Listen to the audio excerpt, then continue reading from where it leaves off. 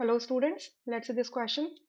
The question says in the following reaction, दो reactions में A and B, the major products A and C are respectively. आपको major product बताने हैं A and C, ठीक है?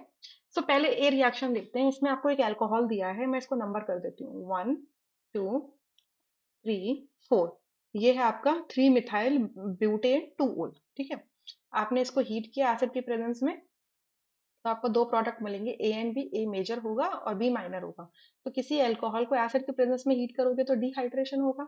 तो यहाँ पर एक ही अनसिमेट्रिकल अल्कोहल है, तो आपको दो टाइप के एल्कीन मिलने की पॉसिबिलिटी है, ठीक है? And that depends on the formation of carbocation. ये जो रिएक्शन मैकेनिज्म है ये कार्बोकेटाइन को फॉलो करता है, कार्बोकेटाइन की फॉर्मेशन के थ्रू गुजरता है. कार्बोकेटाइन हमेशा रीअरेंज करता है.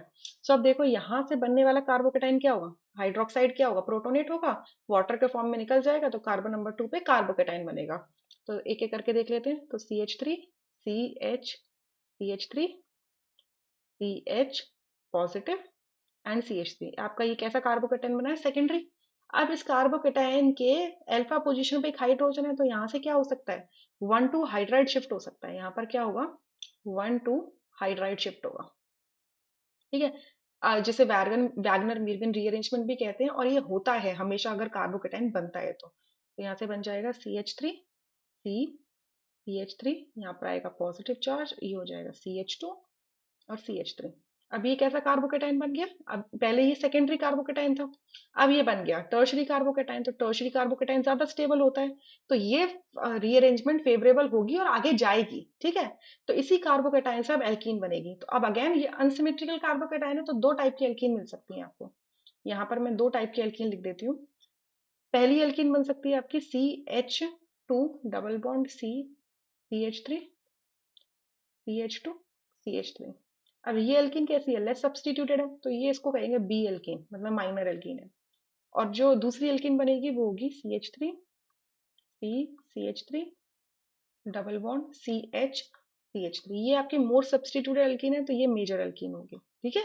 जो डिहाइड्रेशन का फिनोमिना है ये हमेशा सेडजेफ रूल को फॉलो करता है, ठीक है?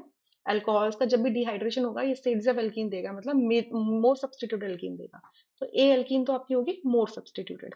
अब यहाँ से ऑप्शंस को आप रूल आउट करो. देखो ये लेस सब्स्टिट्यूटेड एल्कीन है, ये मोर सब्स्टिट्यूटेड एल्कीन है, ये मोर सब्स्टिट्यूटेड है, ये लेस सब्स्टिट्यूटेड है. यानी कि आपका फर्स्ट ऑप्शन और आपका फोर्थ ऑप्शन हो ही नहीं सकता, ठीक है?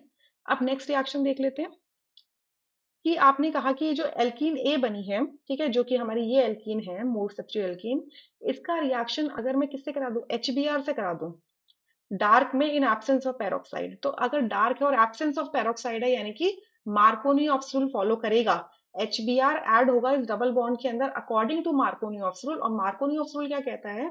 जब भी एक अनसिमेट्रिकल रिएजेंट एक अनसिमेट्रिकल एल्कीन के अंदर ऐड होगा, तो positive part of the reagent will go to that carbon which is bearing maximum number of hydrogen, ठीक है? तो यानी कि यहाँ से दो प्रोडक्ट मिल सकते हैं. पहला मैं बनाती हूँ. पहला बनेगा CH3, CH3, Br, CH2, Br. Sorry, CH2, CH3, not Br, CH2, CH2, CH3. ये बनेगा, ये बनेगा. मतलब हाइड्रोजन किस पे? इस कार्बन पे जाएगा और ब्रोमीन इस कार्बन पे जाएगा, ठीक है? तो ये आपका मेजर प्रोडक्ट बन जाएगा, यानी कि ये C होगा. क्लियर? और दूसरा प्रोडक्ट आपका क्या होगा? एंटी मार्कोनी रूल फॉलो कर लेगा. तो CH3, C, CH3, H, CH, Br, CH3. ये होगी आपकी माइनर प्रोडक्ट. तो यानी कि ये होगा आपका बी प्रोडक्ट, ठीक है?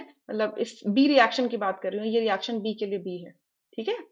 तो हमसे पूछा है कि आपका ए एंड सी बताना है. तो सी आपका क्या होगा? ब्रोमीन किस पे लग रहा है? इस कार्बन पे लग रहा है जिस पर दो मिथाइल ग्रुप्स लगे हुए हैं. तो देखो ब्रोमीन यहाँ पे गलत जगह पे लगाया हुआ है, ठीक है? तो यानी फर्स्ट तो वैसे ही रूल आउट हो गया था. यहाँ ब्रोमीन किस पे लगा है? उस कार्बन पे जिस पर दो मिथाइल लगे हैं, यानी कि सेकंड ऑप्शन करेक्ट है. थर्ड में देखो ब्रोमीन कहाँ लगा है? जिस पर सिर्फ एक ही मिथाइल ग्रुप लगा है, यानी कि गलत जगह लगाया है, तो थर्ड ऑप्शन नहीं हो सकता. Only second option is the correct answer. Rest are incorrect. I hope you understood this question really very well. Thank you.